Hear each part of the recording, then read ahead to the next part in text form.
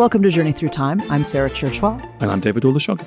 And this is the second episode of our series about a mostly forgotten story from the home front in Britain during the Second World War. This is the story of the arrival during the years 1942 to 1945 of around 1.5 million Americans, which brought together a clash of cultures, as we were saying last time, but also, as we were saying last time, bringing together allies and this kind of, wonderful collaborative solidarity in some ways. But at the center of the story and at the center of what would become great tensions between the allies was the question of what was going to happen about the 130,000 African Americans who came over with the American army.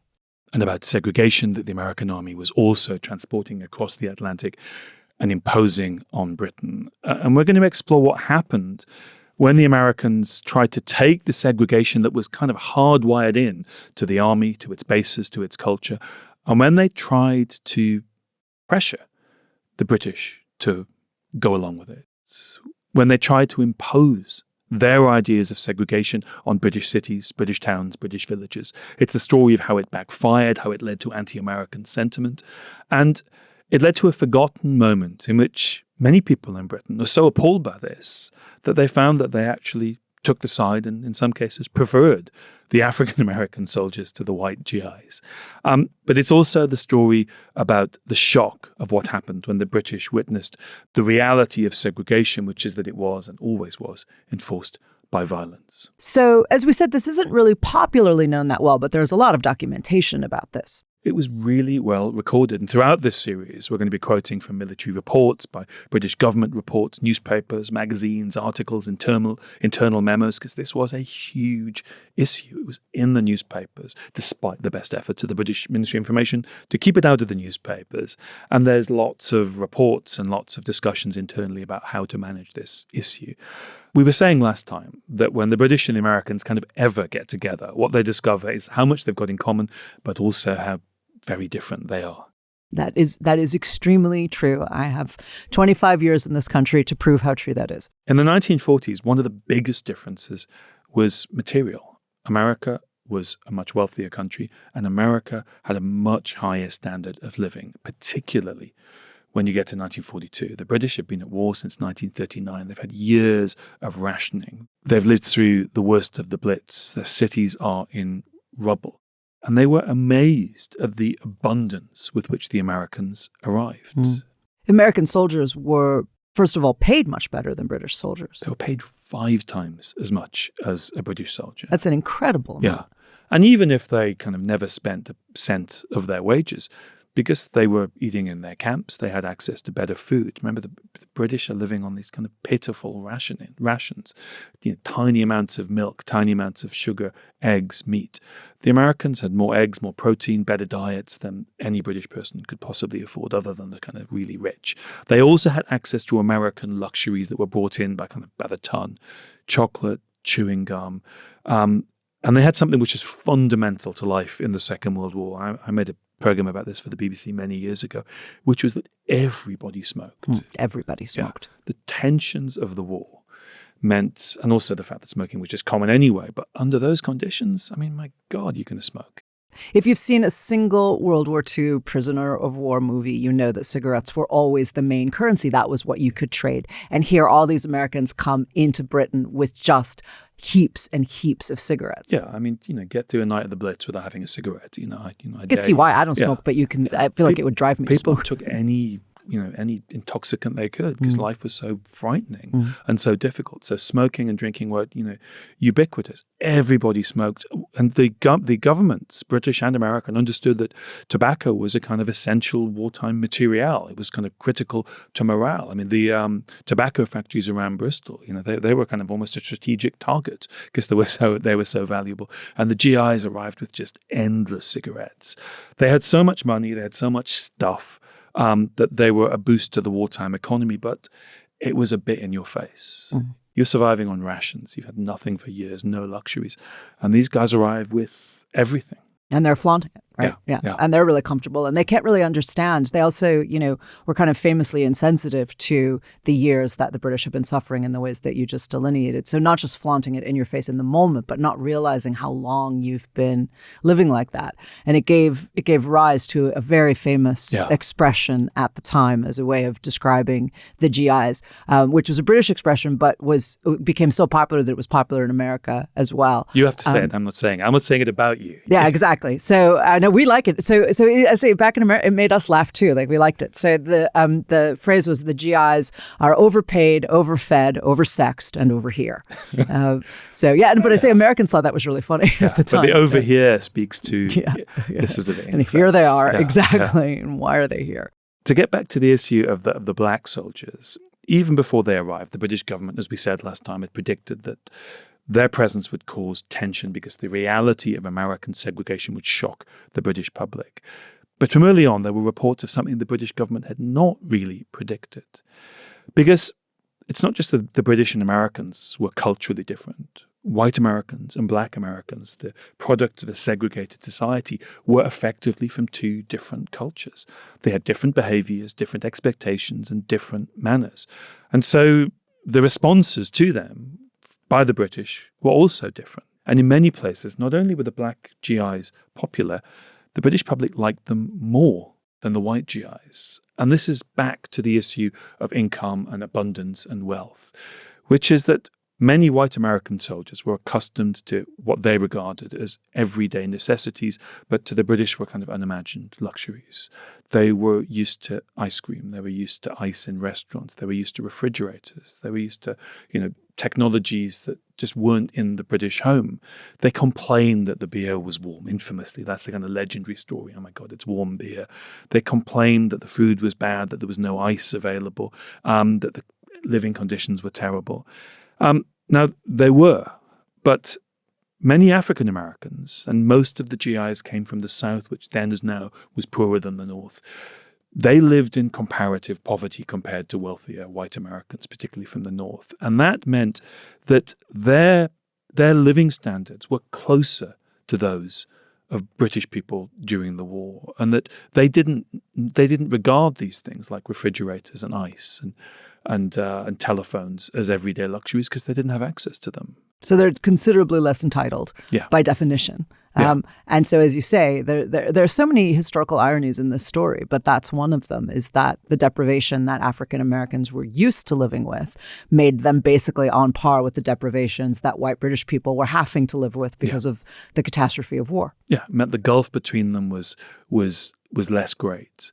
It also seems to be the case that they were less ostentatious with their money. Well, they would have had to be. Yeah. They would have known to be less ostentatious with their money because that was something they learned the hard way in America. Well, that leads us to the other thing, which is that very often what we hear is that it was about manners, that the British felt that the African Americans were more polite, that they were more gentle in their manners.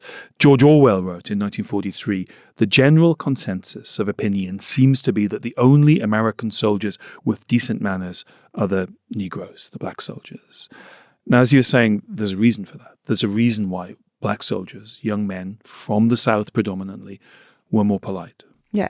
It was a survival strategy. They had to be polite. It was violently enforced that black people be deeply courteous, deferential to white people. So that was ingrained in black Americans. It was absolutely self-defense. You were taking your life into your hands if you were not conspicuously polite to white people. So that was how all black people in America had been raised. It was how they were trained to behave. And they knew that that was what they expected would keep them safe. But it's another of those cultural ironies that we're talking about, because what it meant was that their manners were therefore closer to a British stiff upper lip, clipped, reserved, and to the importance, placed on forms of courtesy meant that the elaborate courtesies of the African American would somehow feel more familiar to a British sense of behavior than brash, entitled, young American guys from, city centers. Yeah, and there's quotes that were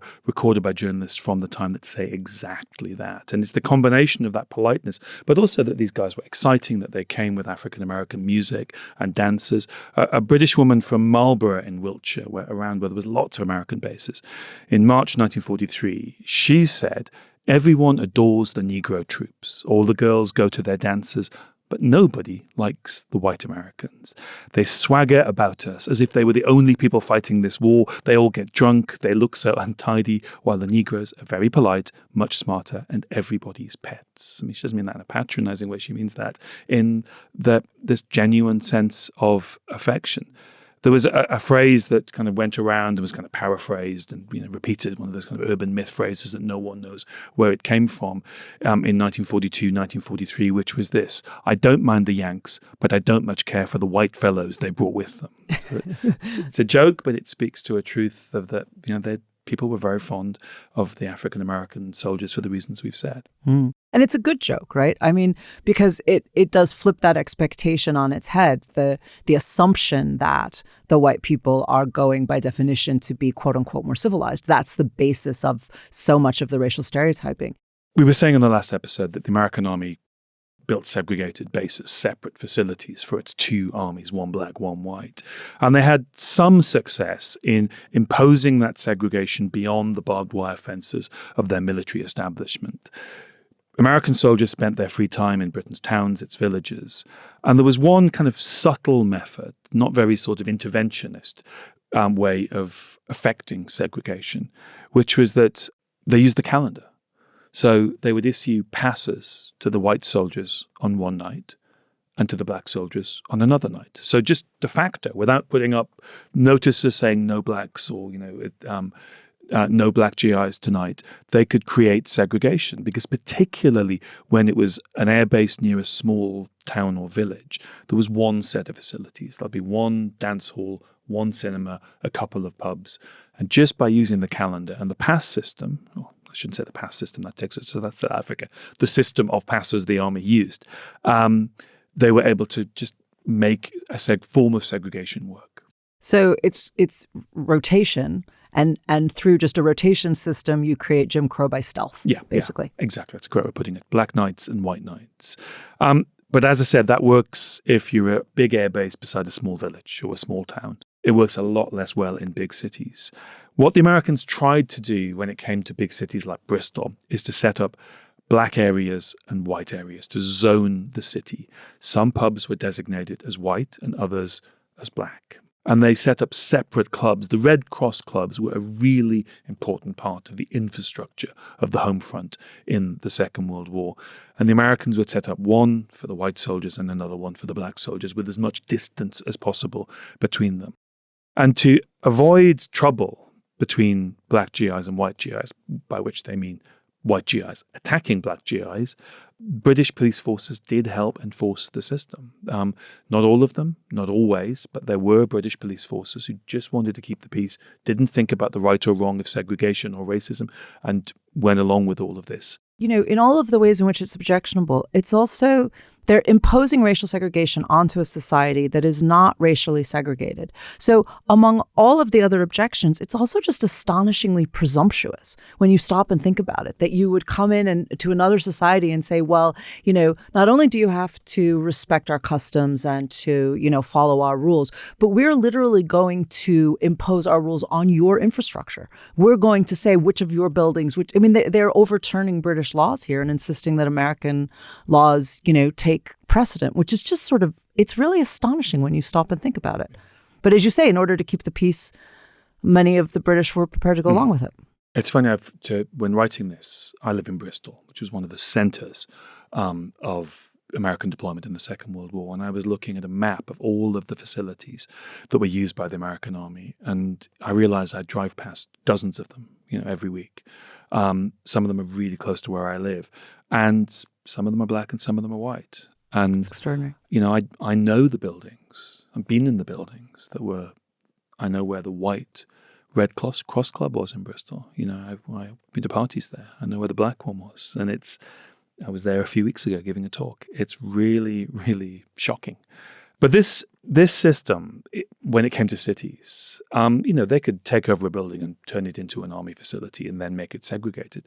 But the idea of a white pub and a black pub, that revolves around the owners of those facilities accepting it. And they sometimes did, but sometimes they didn't. The real problem, though, the reality of segregation, that worried the American army and really worried the British government right from the beginning, was not how it would be organized, but what would happen when it was enforced.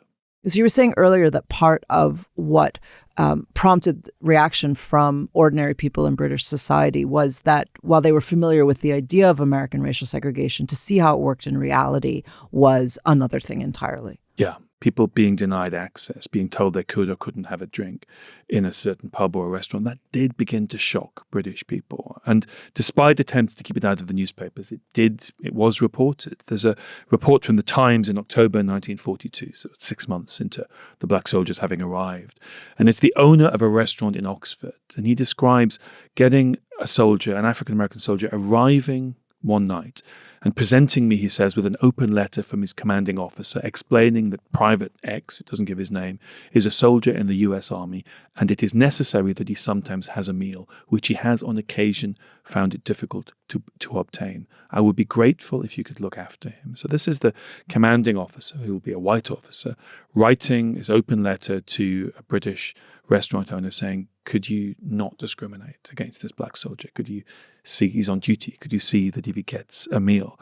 Now, this guy's written to the Times, this restaurant owner, because he's appalled by this. He says, naturally, we looked after him to the best of our ability, but I could not help feeling ashamed that in a country where even stray dogs are, quote, looked after by special societies, a citizen of the world who is fighting the world's battle for freedom and equality should have found it necessary to place himself in this humiliating position. He then said something, I think, remarkable and beautiful.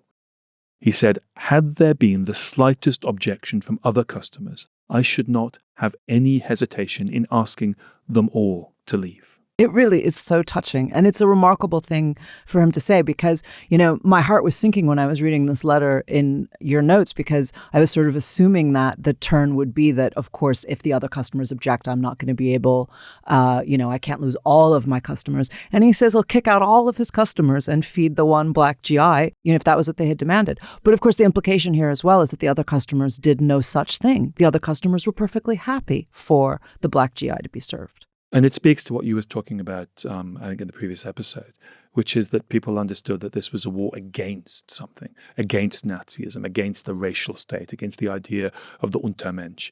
And he's a citizen of the world fighting the world's battle, as he says.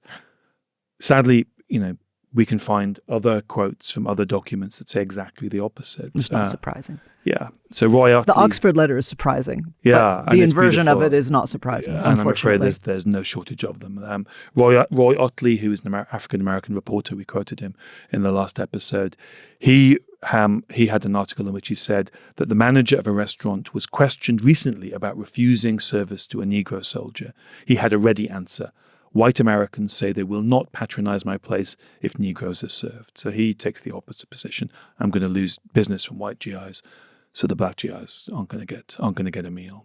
There were people who rejected racism, who were disgusted by segregation, but there were others who made an accommodation with it. But of course, it wasn't just a question of how the British public would react to the question of, black GIs seeking equality of treatment. There's also a question about how the white American GIs are going to react to that. Yeah, the British government understood really early on that in some ways the real risk was not rejection or an anger amongst the British at the American army authorities imposing segregation. It was that white GIs would do it and that they would do it violently. The popularity of the black GIs, their admiration for their manners, for their courtesy, that made what did happen, their treatment, even more shocking. And so the British public, who had kind of sometimes fallen in love with the black GIs, suddenly had to see them being physically attacked on the streets. And as the British government had feared, they very often took their side when there was violence to enforce segregation. And this placed white American soldiers at odds with the British public. This put them in kind of violent situations with the British public. And reports of incidents exactly like that, of standoffs, of moments of violence between white British civilians and white American soldiers in defense of the black GIs, they started to flood in the last months of 1942 as the numbers of African Americans and Americans overall began to increase. This deployment was growing and growing and growing, and so were the problems. And the British public were increasingly taking a stand. So let's take a break there. And when we come back, we'll hear about a British general who decided that he had the solution to all of these tensions. Join us in a minute.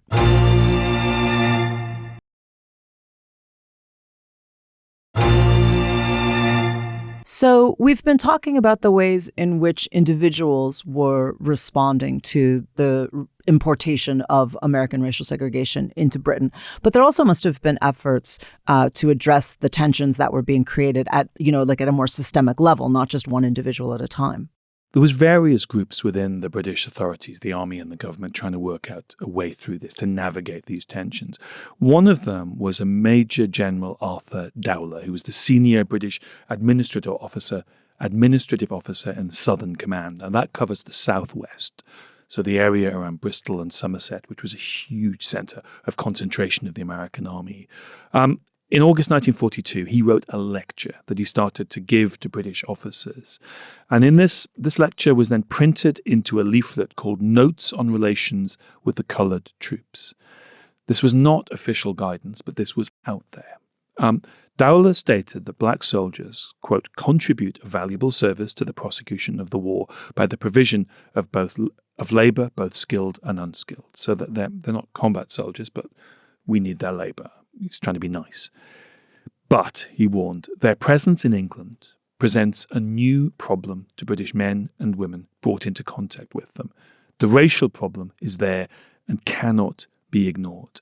And he called upon the British, both men and women, he said, to realise the problem and to adjust their attitude so that it conforms to that of the white American citizen. I mean, that's a quite remarkable statement. So the answer is for the British to become more racist. And also the answer is for the British to change their own attitudes and values and cultures to conform to this quote unquote invading army. It is a remarkable thing for a general in his own country to say about his own culture, to say, well, let's defer to American racism. Yeah. And it's an appeal for sympathy towards racism rather than the victims of racism. And to justify it, he ended up regurgitating many of the racial ideas upon which American racism was built. I think we also need to say those ideas, were strong within the British Empire.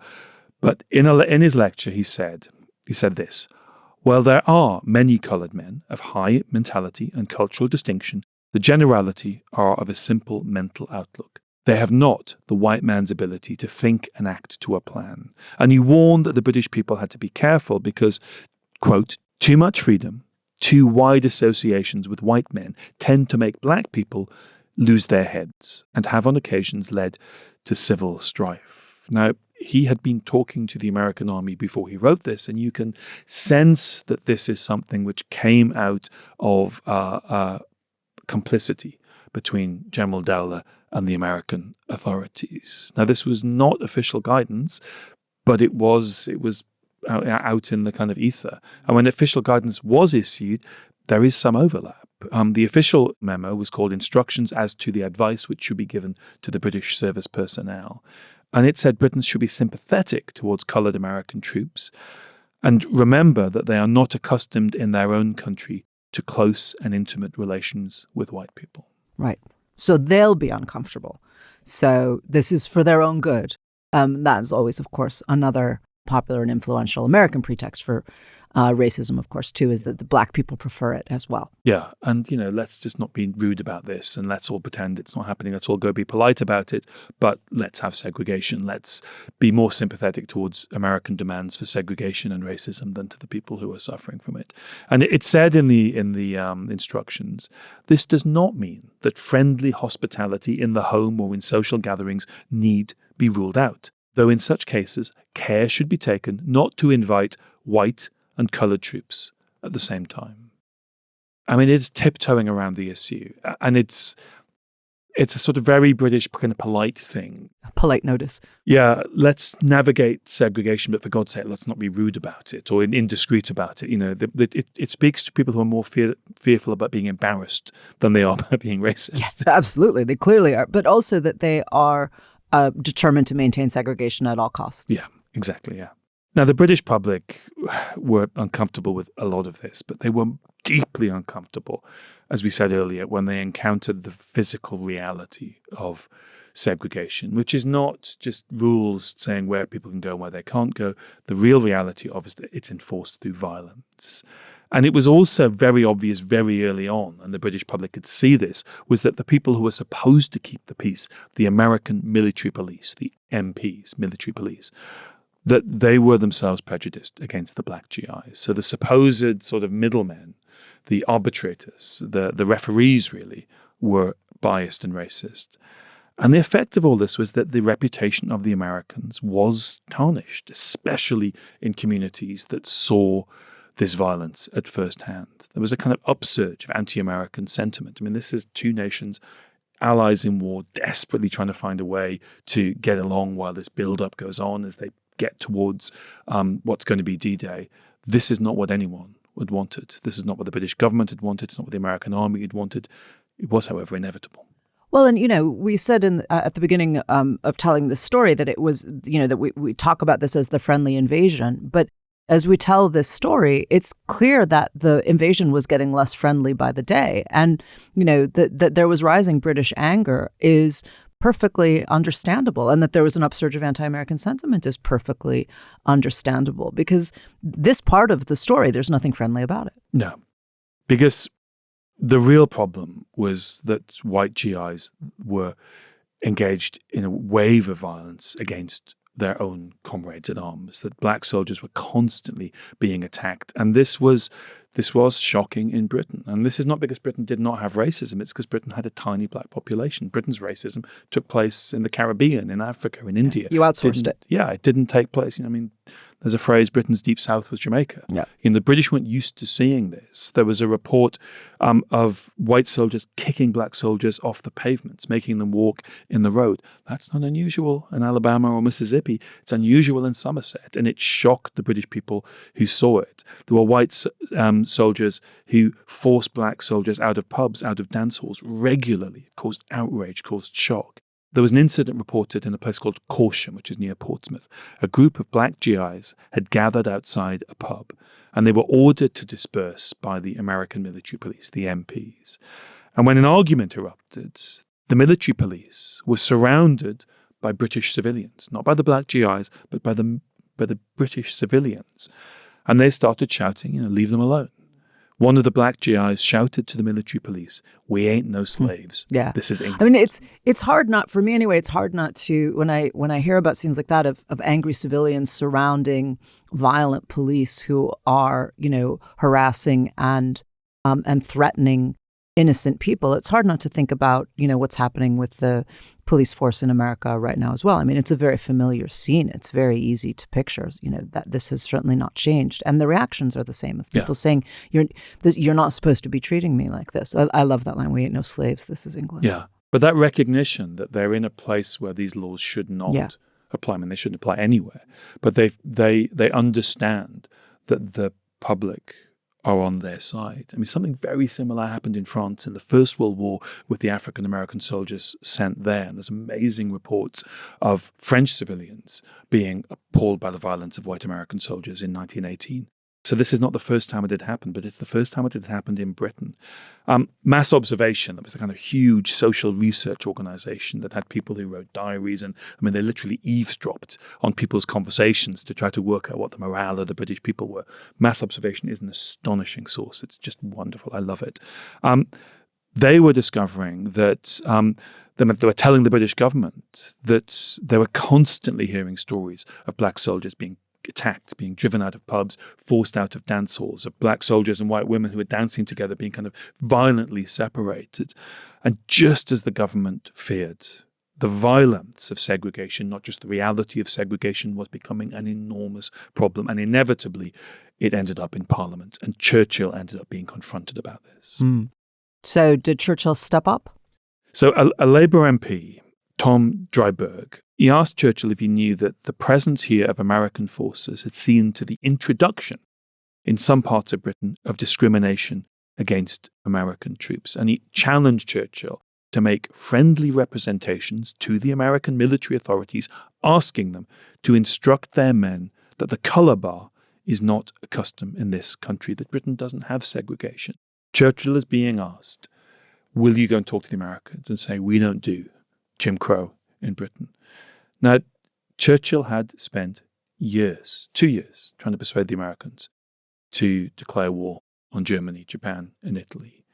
His great hope was American involvement in the war.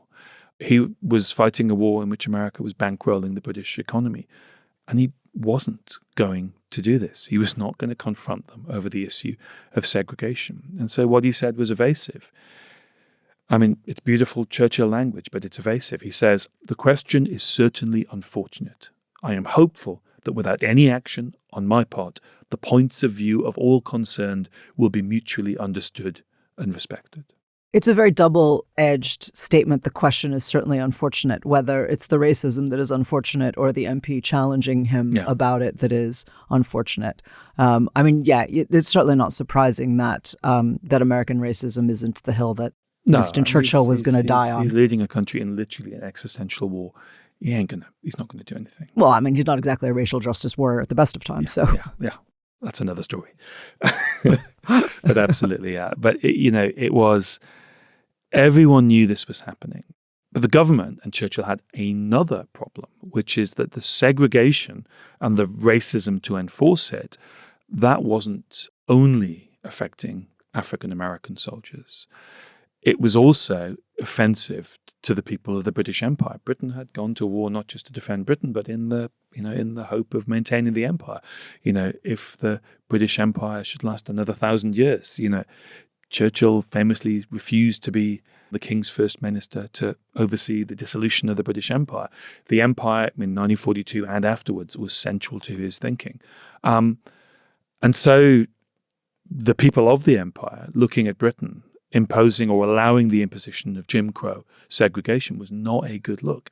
The British government and the Colonial Office were deeply, deeply uncomfortable with it. Well, because it goes to the heart of British claims about empire, doesn't it, about the benefit of empire, which is that the British insisting that empire isn't like this, that this is not how the British Empire behaves. So if the British Empire tolerates this kind of behavior, then it gives the lie to their own claim to be the civilized, rational, protectorate of peoples around the world instead of actually, perfectly comfortable with, racist hierarchies when they serve their purposes. And there were people who imagined a future from the British Empire in which racial ideas would decline and would become seen as irrational. And people did have these kind of universalist ideas, and there were people who were, demonstrably repelled by it. But just the idea of a colour bar, of segregation in Britain, was something the British were very nervous was seen by its millions of colonial subjects. But of course, it wasn't just the risk of offending people who were out there in the empire. Many of those people from the empire had come to Britain. There were thousands of black people from the Caribbean who'd come to Britain to serve in the war effort. 12,000 West Indians served in the armed forces during the war. Many of them were highly skilled specialists. There were West Indian women in the Women's Auxiliary Air Force and the Auxiliary Territorial Service. There were men from the Caribbean who were working as labour battalions up in Scotland. And there were also the black British population that had been there before the war. And these people get swept up into the attempts by the American army to enforce segregation, because white GIs in a dance hall don't care if the black guy dancing with a white woman is a Jamaican airman or an African American from Alabama. They see interracial encounters that they are opposed to, and they attacked anybody who was of the wrong skin color. So it's not just the case that American segregation is being imposed again over the objections of white Britons who are not affected by, who are outraged by it, but not personally victimized by it. But as you say, it's actually creating collateral damage where black people who are not subject to such violence under British law and who are British citizens in their own country are now being subjected to American violence with the kind of complicity and connivance of the British government because it keeps the Americans happy. And it's really kind of extraordinary. Yeah. There's a really heartbreaking incident in 1943. A guy called Arthur Warland, who was an RAF wireless operator. He was from Barbados, and he was very violently attacked by two white GIs at a dance in which he was dancing with a white woman. Warland was also a journalist before the war, and he wrote a really beautiful letter of complaint to the Colonial Office. And the really beautiful line is this. He says, "I have never been trained to think in terms of nations or races, and I had hoped that 4 years of war would at least have taught the world this lesson." His complaint didn't lead to any action, and soon after, the RAF bomber he was on was shot down over Germany, and Arthur Warland was killed. It's heartbreaking, as you say. I mean, but it is that point we were making earlier that particularly for Black people fighting in the Second World War, they could see that they were fighting the same battles, and that, hoping that 4 years of war fighting fascism would have taught people that racial hierarchies are wrong and that racial persecution is wrong. Isn't that what we're fighting for? And it's notable how many people, Black and white, who say that this war's against this stuff. Why are we seeing violence and segregation and color bars and discrimination? Isn't that what we're fighting against? And it's kind of, I guess the hopeful part is that so many people who are themselves not Black can see the contradiction, see the irony. When the Americans had first arrived, the hope was that the war in Europe, that the invasion of Europe would happen relatively quickly, that the British and Americans would be able to launch their offensive in 1943, perhaps. It didn't happen. Of course, D-Day is in 1944. So this period of the gathering of the American armed forces, the American military in Britain, lasted longer than people had imagined in 1942. And in the next two episodes, we're going to drill down to two moments, one in 1943 and one in 1944, that have both been largely forgotten, but they both in different ways showed just how bad things got when the army grew and grew up to its maximum size, and those tensions, those dangers, the violence increased in some ways beyond the worst fears of the British and American authorities back at the beginning of 1942. So join us next time when we tell the story of how the American army effectively fought itself on British soil. Thanks for listening.